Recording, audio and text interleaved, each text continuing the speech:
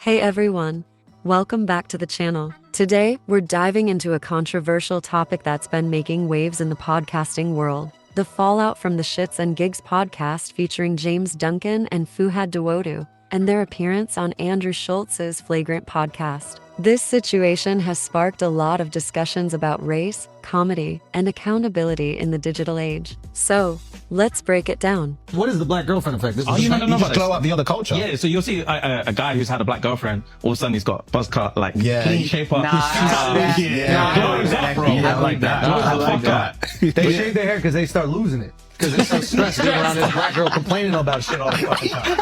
That's why they gotta shave their hair. Nah, bro, white guys with black girlfriends, They grow a beard because there's more cushion when they get slapped the fuck out of. That's hilarious. I think the black girlfriend effect, it might be a protective instinct, bro. You think? Protective. Do you guys have you ever had black girlfriends? Yeah. Have you ever had white girls? Yeah. Oh wow. Okay. What's your favorite? We love them all. Yeah. Oh really? We love them all. Yeah. That means white. That means white. Translation. Kendrick fans, get him! We love them all. That's royal English for So, if you know, you know. If you don't, that's fine. But we just wanted to address something that's happening at the minute. This past weekend, there's been a couple of clips going around from when we did a session on the Flagrant podcast while we were on our US tour. And there were a few jokes made that were incredibly inappropriate. One specifically pertaining to black women. And in the clip, Andrew was making a joke. I'm not even gonna get into specifics. Making a frankly racist joke.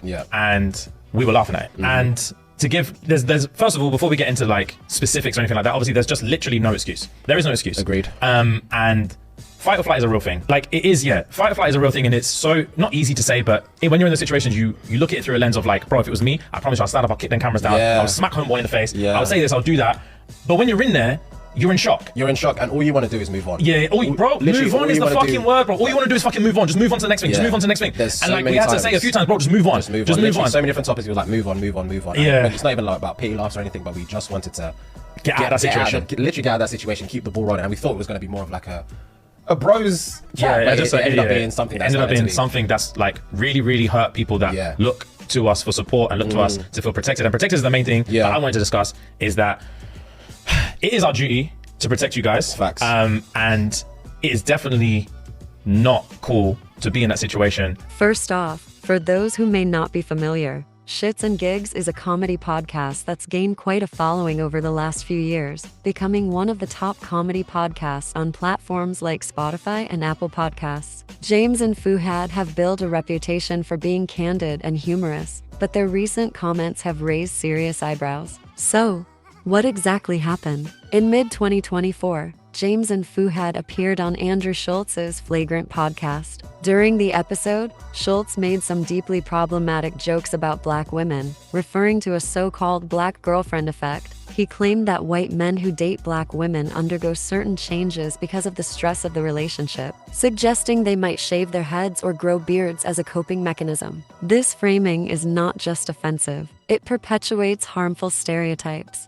When Schultz made these comments, instead of pushing back, James and Fuhad laughed along. This reaction caught a lot of heat, as many listeners felt they were endorsing these damaging ideas rather than challenging them. Following the backlash, James and Fuhad issued an apology on their podcast. They described their reaction during the Schultz episode as a fight or flight response, admitting they felt shocked and didn't know how to react in the moment. They expressed regret for not standing up against the comments and acknowledged the hurt their laughter caused to their audience. They said there were a few jokes made that were incredibly inappropriate. There's literally no excuse. They highlighted their responsibility to protect their listeners, especially those who look to them for support. But here's where it gets complicated. While some fans appreciated their acknowledgement of the problem, many felt that the apology didn't go far enough. Critics pointed out that laughing at the jokes implied agreement, which they believed invalidated the sincerity of their apology. One of the main criticisms was that they were downplaying the seriousness of the issue by framing their reaction as merely a result of shock.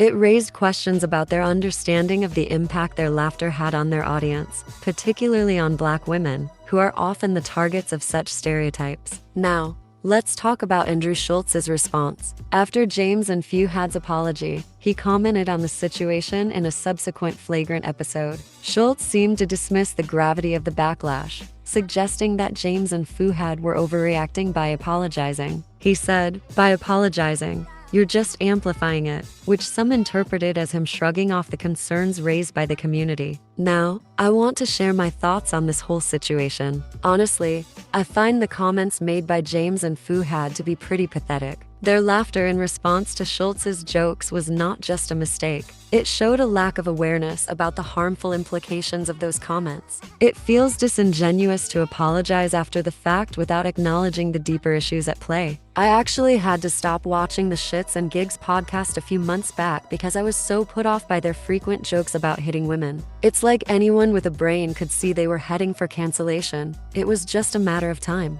I thought it would happen sooner, but I always had this feeling that their content would catch up with them eventually. What's even crazier to me is seeing how many people have turned against James and Fuhad since this incident. It's a real wake-up call for them.